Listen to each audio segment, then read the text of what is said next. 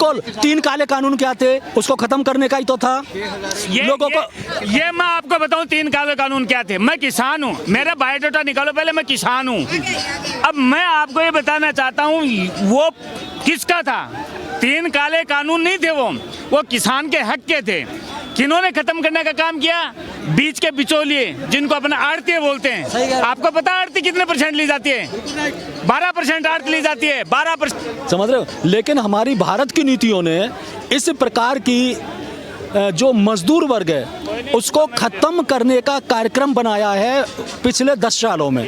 इन्होंने सबसे बड़ा कार्य क्या किया कि भारत के मजदूर के 4 घंटे वर्ल्ड ट्रीटी में बेच दिए। जब तुमने बच्चे पैदा किए उसे सोचा तुमने? तो सोचा कि हम बच्चे क्यों पैदा करें? उसमें मोदी मजे हमले, मोदी पहले का मोदी है, ये क्या मतलब है? सावेज रिप्लाई, मजे हमले पहले का मोदी। क्या नाम हो आपका?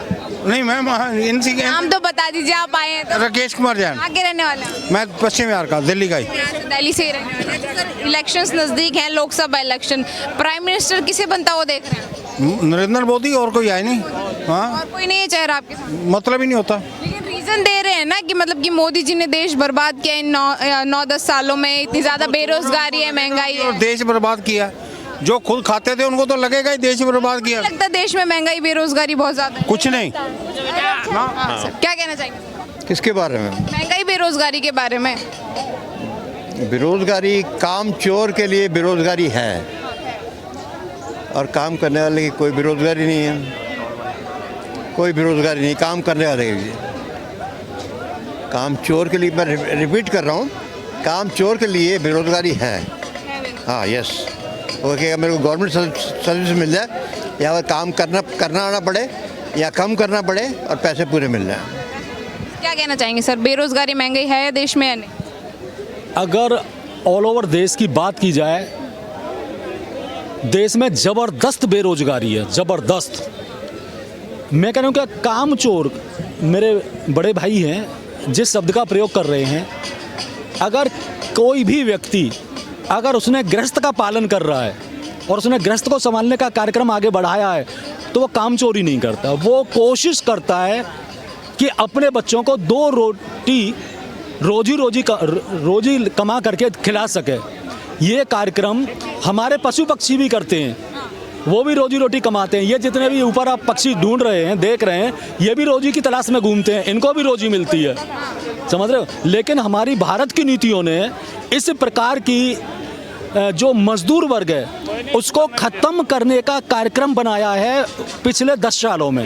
इन्होंने सबसे बड़ा कार्य क्या किया कि भारत के मजदूर के 4 घंटे वर्ल्ड ट्रीटी में बेच दिए। अब आपको जानकारी होगी कि अब 12 घंटे की ड्यूटी होती है, 8 घंटे की कहीं भी किसी कंपनी में शिफ्ट नहीं है। जानकारी है आपको? तो ये जो कार्यक्रम है, ये इस प्रकार, ये देशद्रोही प्रकार के कार्यक्रम है। देश के नागरिक, क्या कहना चाहेंगे? आपने बोला मेरे दोस्त ये कह रहे हैं कि बेरोजगारी है, उसके लिए हर प्राणी को अपना घर पालन करने का मौका और समय और पैसा मिलना चाहिए। मैं ये पूछता हूँ, जब तुमने बच्चे पैदा किए उसे सोचा तुमने? तो सोचा कि हम बच्चे क्यों पैदा करें? उसमें मोदी मजे हमले, मोदी पहले का मोदी है, ये क्या मतलब है? सावेज रिप्लाई, मजे हमले पहले का मोदी। लेकिन वो कह रहे पॉलिसीज इतनी अच्छी नहीं बनाई है मोदी जी ने, जो सारी जनता को जो है एक लेवल में रख सके, सबको एक मतलब तरीके का रोजगार दे पाए। पॉलिसीज अच्छी नहीं है मोदी जी की, ऐसा कहना है? पॉलिसी तो मैं अपने दोस्त के विचार से ये कह रहा हूँ कि इनके विचार हैं। मैं एक प्राइवेट बिजनेसमैन हूँ और अच्छी खासी मेरी कंपनी है। मैंने एसएम की टैक्सी, सब मेरे मित्र सुन रहे होंगे, एसएम की टैक्सी बहुत कराई है ज़िंदगी में। आज मैं संपन्न हूँ, महंगी से महंगी चीज़ खाता हूँ, महंगी से महंगी चीज़ इस्तेमाल करता हूँ, लेकिन अपनी वो पुरानी औकात जब नहीं भूलता मैंने एसएम टैक्सी कराई है। तो मेरे दोस्त जैसे कहते हैं कि भैया, तो हमने सोचा था कि पहले अपने बच्चों की फ्यूचर को प्लान कर लें, उतने बच्चे पैदा करें, उसकी जिम्मेदारी हमारे ऊपर है, ना कि मोदी के ऊपर। मेरे मित्र के अनुसार अरे पैदा हम करेंगे, संभालेगा मोदी। ये क्या बात है यार, ये क्या बात है? तो नहीं होना चाहिए ना सर, सबको कैसे मिल सकता है रोजगार? इस देश में समय के अनुसार एक समय ऐसा भी था, अधिक बच्चे। राहुल गांधी अमर रहे। शांति शांति शांति शांति। ये बहुत महत्वपूर्ण विषय है। देश काल परिस्थिति के अनुसार जब इस देश में महामारी फैली थी, एक सत्ता काल ऐसा था, उसने कहा था अधिकतम बच्चे पैदा करो। ऑल ओवर वर्ल्ड में, हमारे ही इस विश्व में ऐसे देश हैं वो उल्टा उन लोगों को पुरस्कृत करते हैं कि आप अधिकतम बच्चे पैदा करें। जैसे कोई देश बहुत है, ठंडे ठंडे वाले देश जो हैं आप वो। देश का एक नाम बता दो ना। कौन सा देश ऐसे बोलता है कि आप अनलिमिटेड बच्चे पैदा कीजिए, हम देखेंगे? अभी आएंगे सर आपको। कौन सा ऐसा कंट्री? ये मैं सर्च करके आपको बता दूंगा, इस समय मुझे याद नहीं आ रहा है। नहीं, मैं बता दूंगा। मैं बता दूं, हाँ, बता दीजिए। लग्जमबर्ग करके एक कंट्री है, ठीक है, लग्जमबर्ग करके कंट्री है, ठीक है, नॉर्वे हो गया। ये कंट्रीज का है कहना कि अगर आप बच्चा करते हैं तो आपको गवर्नमेंट वहाँ पे पैसे पे करती है। नहीं, सवाल यहाँ पे ये नहीं हो रहा गवर्नमेंट पैसे, सवाल सुनो ना आप। सवाल यहाँ पे ये हो रहा है कि ऐसी कौन सी कंट्री जो ऐसे बोलती है आप अनलिमिटेड बच्चे पैदा करो, सबको हम रोजगार देंगे, ऐसी कौन सी कंट्री? मैं बता रहा हूँ, ऐसी आज की डेट में ऐसी कोई कंट्री नहीं है कि आप बच्चा पैदा करो अनलिमिटेड, ऐसी कोई गवर्नमेंट कह रही हो, ठीक है जी। कोई नहीं है सर, बताइए। इस प्रकार का इसी भारत में कहा गया था जिस समय महामारी फैली थी। एक सत्ता पक्ष ने यह कहा था कि आप अधिकतम मानव श्रृंखला बनाएं, उनको आगे बढ़ाएं। देश काल परिस्थिति के अनुसार ये बदलता रहता है।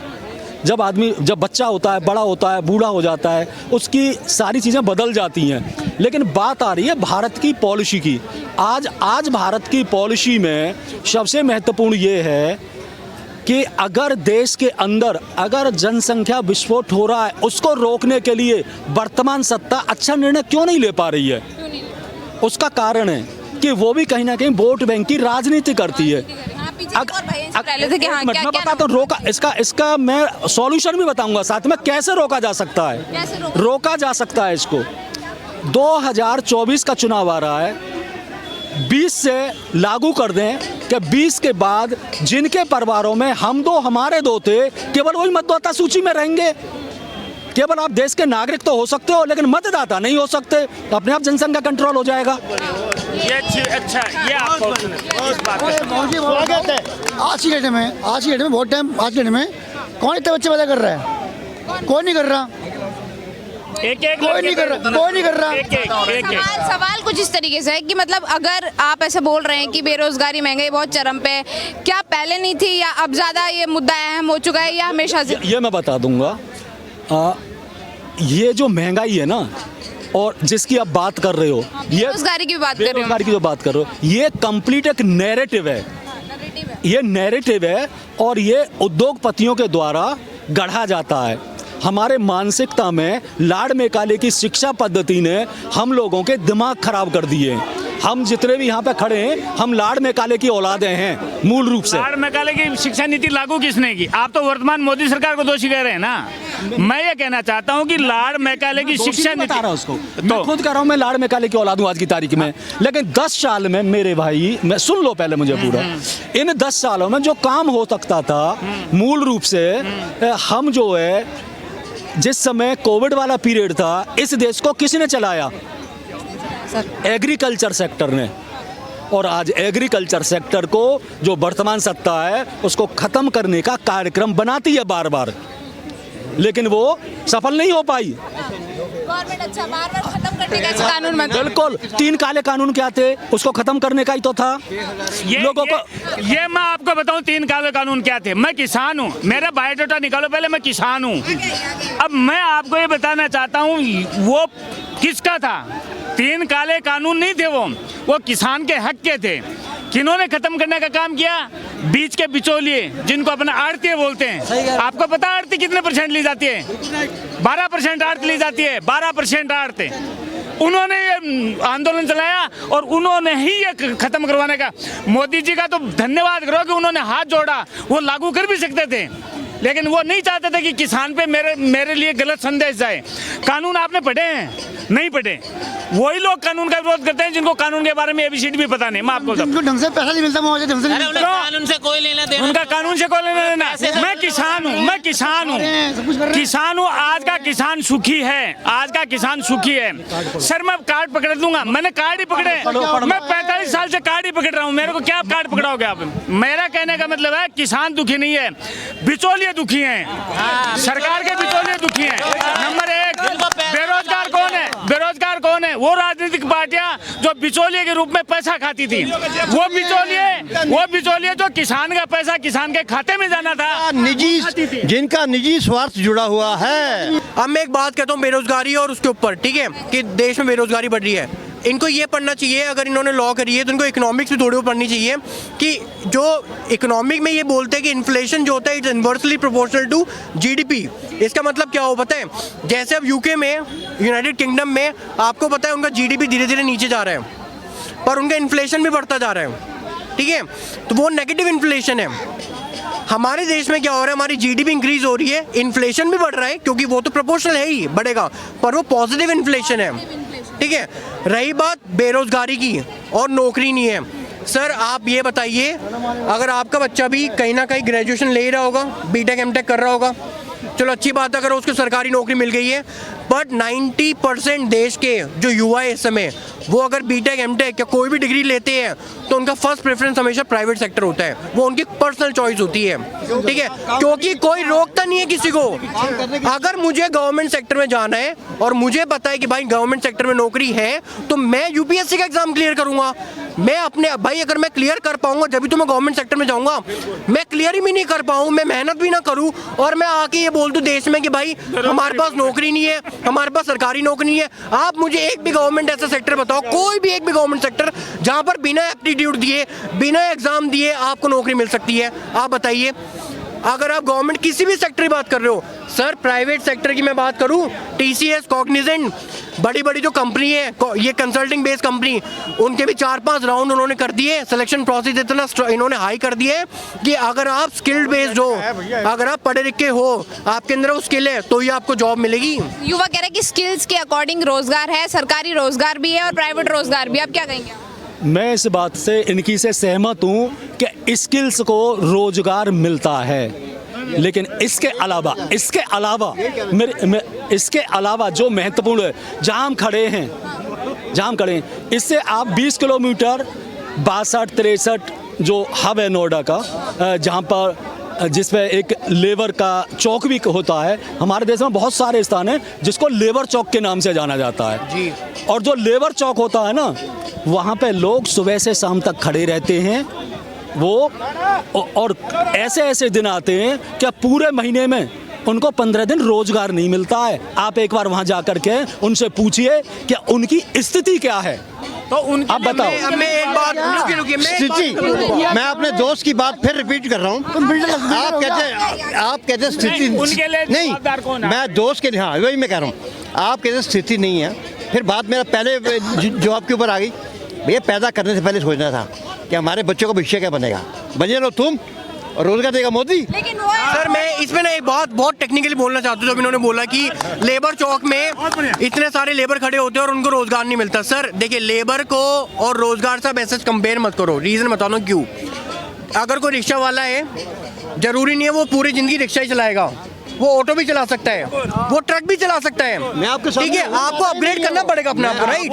अगर देखो, अगर आज मैं किसी सॉफ्टवेयर इंजीनियरिंग कंपनी में हूँ, ठीक है, मैं सॉफ्टवेयर इंजीनियर हूँ, मैं कल को सीनियर सॉफ्टवेयर इंजीनियर हूँगा, ठीक है। आप अपने स्किल को अपग्रेड तो करो, आप मेहनत तो करो। दूसरी चीज़ ये एमएसएमई गवर्नमेंट ने दे रखी है, उसमें क्या होता है, अगर आपको लगता है कि आप कुछ बिजनेस स्टार्ट कर सकते हो, आपको लगता है कि आप कुछ एंटरप्रेन्योरशिप कर सकते हो, तो जाओ उस चीज़ के लिए अप्लाई करो। किसने रोका है आपको? मैं आपको इस चीज़ में एक बात बोलना चाहता हूँ सर, अगर आप अप्लाई करोगे ना 6 महीने के लिए तो आपको इंटरेस्ट भी नहीं देना गवर्नमेंट को, ठीक है। आप अपने तो ये जो है बेरोजगारी, महंगाई, विपक्ष की तरफ से हमेशा, सुनिए पहले सवाल सुन लीजिए, विपक्ष की तरफ से हमेशा मुद्दा बना जाता है कि महंगाई, बेरोजगारी, और वो ऐसा दावा करते हैं कि उनके आते ही हम चीजों को फिक्स कर देंगे। क्या आपको लग रहा है? बिल्कुल भी नहीं हो सकता। आप एक चीज याद रखना, कल को इस देश में मैं भी प्रधानमंत्री बनूंगा ना, मैं पूरी पावर भी लगा दूंगा ना, मैं अपने जीवन का एक मिनट लगा दूंगा ना उस चीज को, तो भी मैं देश में बेरोजगारी और महंगाई कम नहीं कर सकता। क्योंकि सर इसका रीजन है, कितने करोड़ देश के पहले तो पॉपुलेशन देखो, ठीक है। आप लोअर लेवल से, ग्राम लेवल से आप अर्बन लेवल तक जाओ, आपको कितने पॉपुलेशन मिलेगी। आप पर्टिकुलर स्टेट को क्या नाम हो